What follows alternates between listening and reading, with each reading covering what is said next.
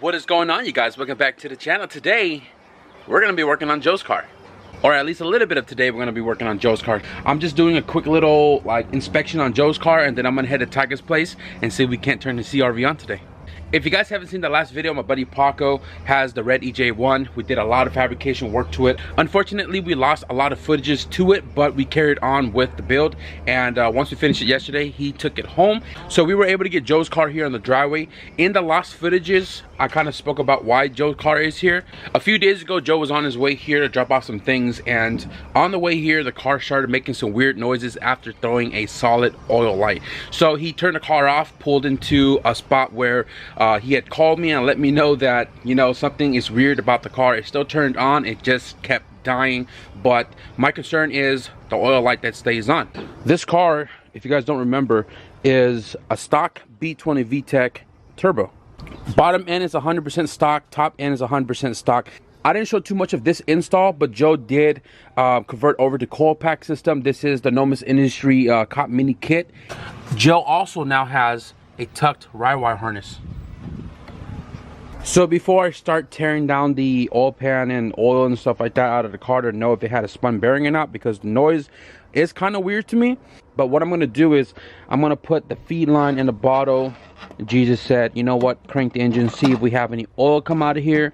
And I'm crossing fingers that we're going to get oil out of it, just in case the oil pump is messed up. At least it was still pumping some type of oil through the system, and the noise is just a failed oil pump and running low oil pressure.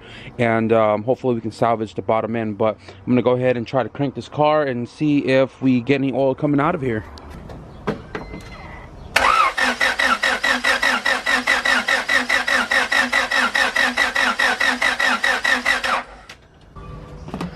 That is not good.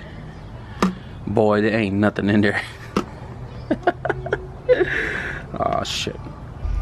So the next step for me is to drain his oil and see if there's any metal shavings that come out of it. If there aren't any metal shavings, then I'm gonna pull the oil pan to see if it's sitting in the oil pan. Normally I'll just drain this into my pan, but I'm gonna use this open one so I can see what's in the oil. Moment of truth. I want to show you guys something after we drain this oil too. I just want to show you guys.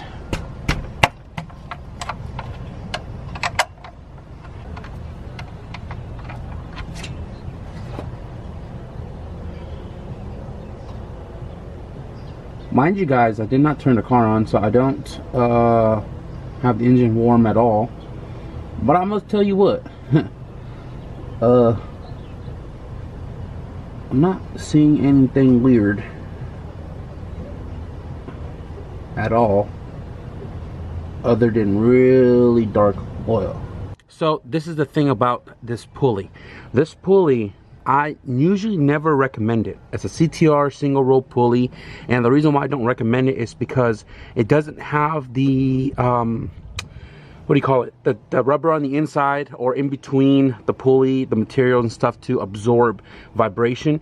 This is a solid unit, and the thing about this is that if you don't take it to get it balanced with your crank or your rotating assembly, this could destroy your oil pump. Now for all motor, may be a little forgiving, but on a boosted setup, because we're boosted right there, this is going to give you more chances of destroying your oil pump, especially when you're missing a chip like that. It's going to throw the whole rotating assembly off balance. Now I do have a single row pulley just like that one, except mine is an SFI approved, and this has the rubber on the inside, which is, you know, obviously a dampener to absorb all the vibration. And this one is not going to give you a hard time like the CTR setup. So if you guys ever decide to run a single row pulley like the CTR one, get yourself an SFI approved harmonic balancer dampener.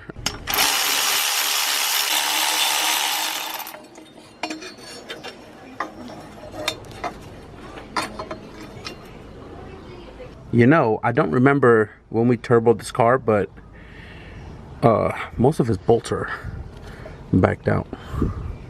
Or at least all of this front were, and he was missing these guys. Come on, Joel. You didn't see this when you were at work? No mames. So yeah guys, I just took off the downpipe and I'm about to remove this oil pan to see if there's any specks in it. And I'm crossing fingers that there aren't because the oil looked kind of promising. So we finished taking all these tins off and we'll see what kind of surprises are inside. Guys,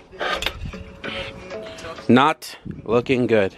So in here, you can't tell any metallics whatsoever, but I just pulled the pan off and let me show you guys. That is a bearing. That is a bearing. That is just a piece of RTV. That blue stuff, I don't know what that is, but look at all the bronze metallic. Damn. So at this point, this motor is hurt, most definitely. Salvageable, but most definitely hurt. And I think what I'm going to do is I'm going to go underneath, pull the windage tray and all that stuff off to figure out which rod let go as far as bearing goes. And we're just going to wrap it up because there's not really much more we can do to this block. No bearings. We don't know the condition of the crank. And I'm still trying to make it a Tiger's house. So I'm going to go ahead and inspect that real quick and see what it looks like. So guys, just got the oil pump off. Check it out.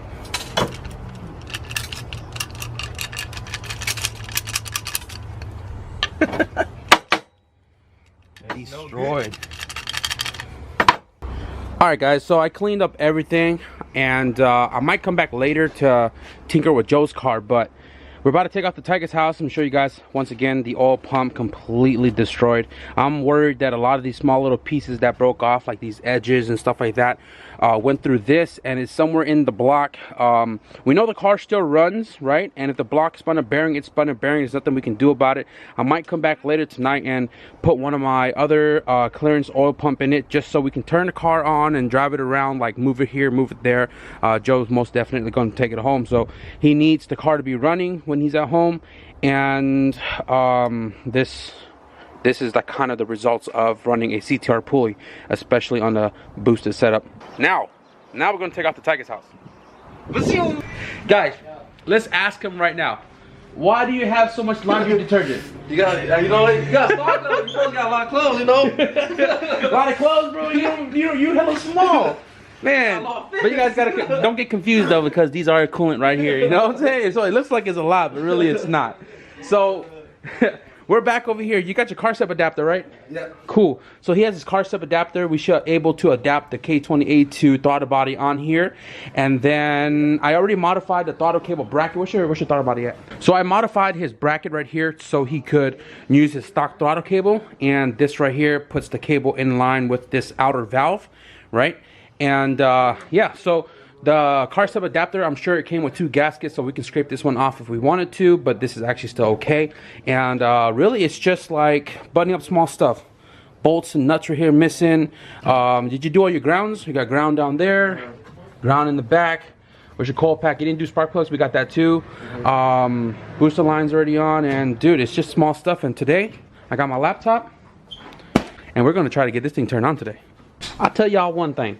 The car steps adapter came with this giant pamphlet on how to install the freaking adapter to the intake manifold, right?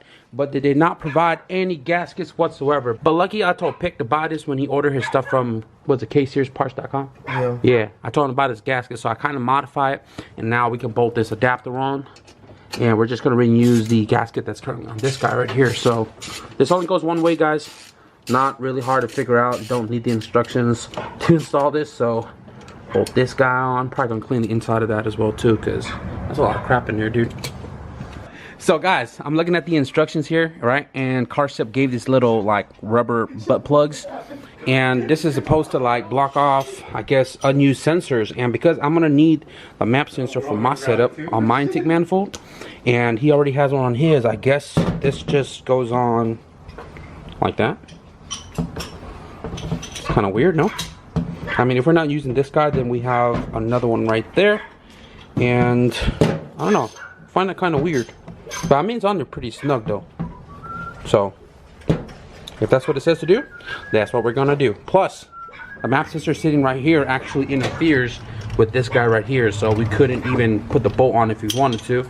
And we're just gonna use the one that's right there. Got the new spark plugs, just got to do the cold pack. So I got the throttle body hooked up, took off all of the sensors we're not going to need, and then map, TPS, outer air control valve, and this right here is the IAT sensor, which I'm going to have to make a custom intake for, but we're going to plug it on so we don't throw a check engine light for it. As far as everything under the hood, I think we're just about done, other than engine and transmission fluid. But aside from that, I think we're ready to get inside the car and set up a laptop. So these guys just did the fluids, cold packs, putting the wheels back on. Right now I'm having issues with the ECU not turning on, and it's confusing to me a little bit here. Like sometimes I have a hard time trying to understand abbreviations of what the ECU outputs are. And this is the conversion harness from Rywire. They labeled this plug E, and E, according to Google, is the furthest plug right here on the ECU. And this guy and this one right here have the same amount of pins, so these guys can plug literally like into any one of these slots. But because this is labeled E, I'm assuming that E is this guy right here, which is all the way at the end over there. And I'm not having the green light come on the K-Pro, so I'm trying to figure out if my pinouts are right as far as the loose wires right here goes to the chassis harness, this old ECU plug. I came over here without my multimeter, and we're not getting power to the ECU. And even though I triggered the ECU to get power, we still don't get power to the fuel pump. But we did prime oil, plenty of time. I think battery's almost dead. I'll bring my battery pack tomorrow. We got fuel pressure set at 55, and we don't have any leaks, so that's good. We cleaned all the ground contact points throughout the whole engine, 1, 2, 3, 4 in the back, and we're still having issues with power to the ECU. So when you put the key in the on position, it does not make a noise to the main relay. So I don't know if there's issues with power getting to the main relay, because power goes to relay, relay sends signal to ECU, ECU says, hey, I'm okay, I'm ready to go, sends power back, and then triggers the fuel pump. That's why you guys hear the pump come on when you put the key initially in, and we're not getting any of that. So tomorrow I'll be back here probably late evening. I got a job I gotta take care of tomorrow, so we're gonna take off right now because I gotta go to O'Reilly's, get parts for tomorrow's job. Oh no, you motherfucker. You motherfucker. Bro, hold on. Let me look at the date on this real quick. 5/23, motherfucker. That was yesterday. Oh, it was yesterday. Okay. I don't know my days, but shank you. Me or you? Bro, I read 3rd grade level, man. I'm gonna try my best here, alright? Hello, Dana. I am fortunate and lucky to have met you. Also to have you as a friend. You have helped me twice now in getting my CRX in better shape and running better. I will always be very humble and thankful for your generosity and taking your own time to help me. I was not expecting to get this done so quickly. My CRX has such a sentimental value to me, and now even more. I've watched some of your YouTube videos. Some? Are you subscribed?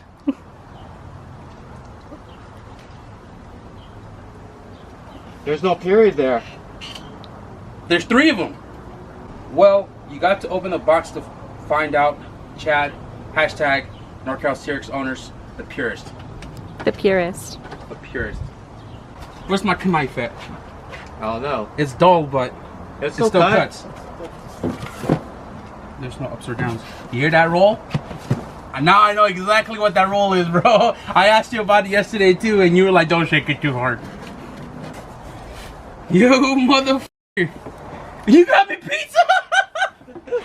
Yo! Oh shit.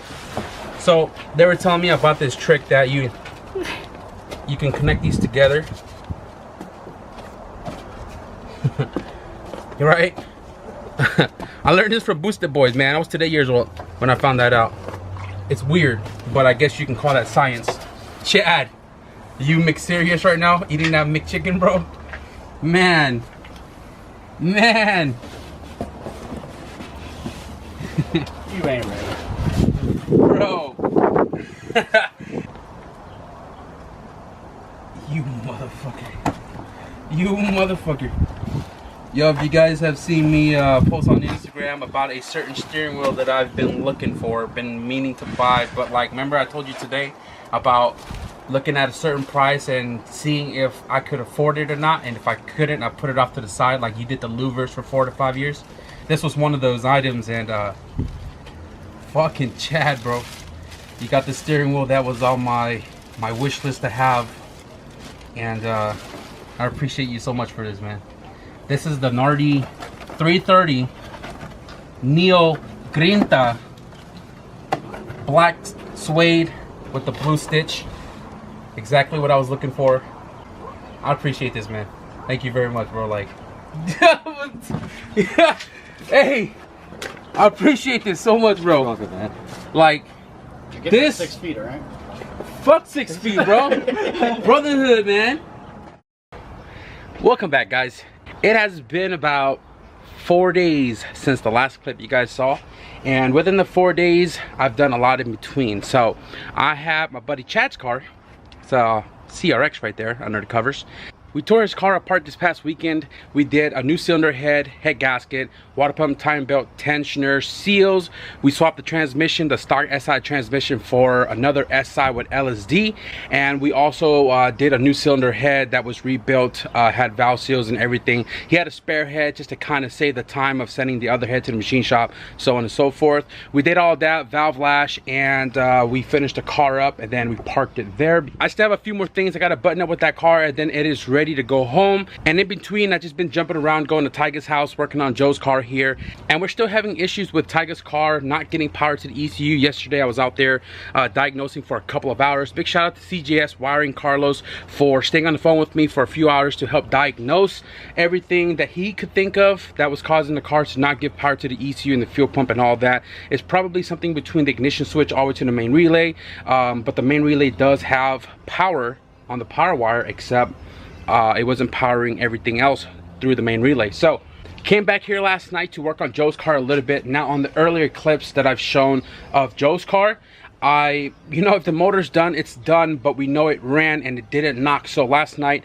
I had the lights off because of the mosquitoes, and I was working literally with just a flashlight, so I didn't really show anything of it. I checked all the rod bearings. They don't move, they don't clack around, and none of them has discoloration. And I'm thinking the bearing is coming from either the main bearings or the thrust washers.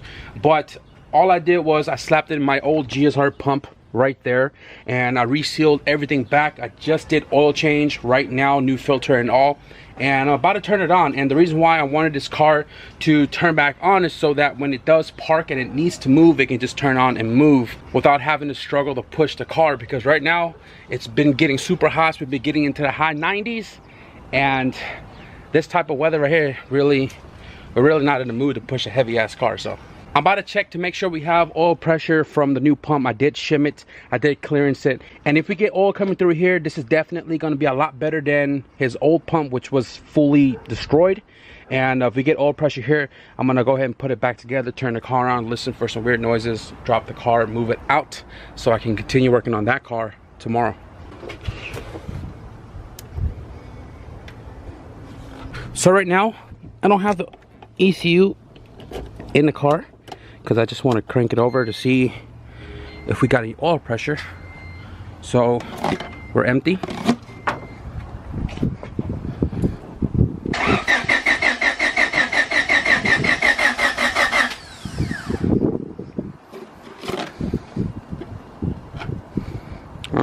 It's spitting a little bit.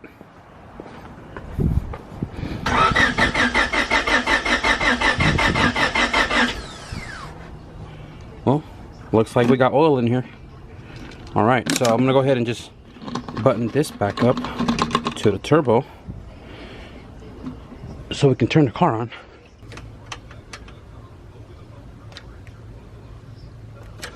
Almost forgot the cop kit, yo. Goes in the back, like so. If you guys are looking for a cop mini kit, you're within our region, Northern California, be sure to hit up Nomis Industry on Instagram and get yourself a cop kit. Works with any ECU, works with any stock ECU, chip, chrome, Neptune, you name it, it'll work.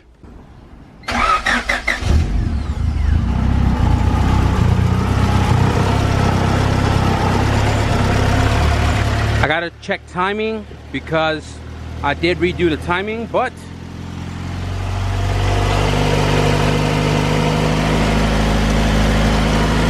it sounds good. Oh no.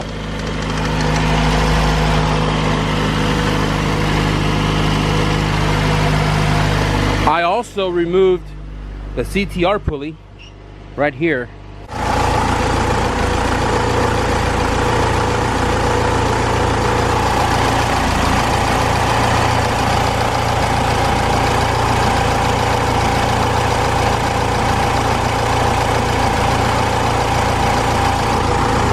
You guys probably can't see it, but it is back on 16 degrees and I didn't even have to change anything.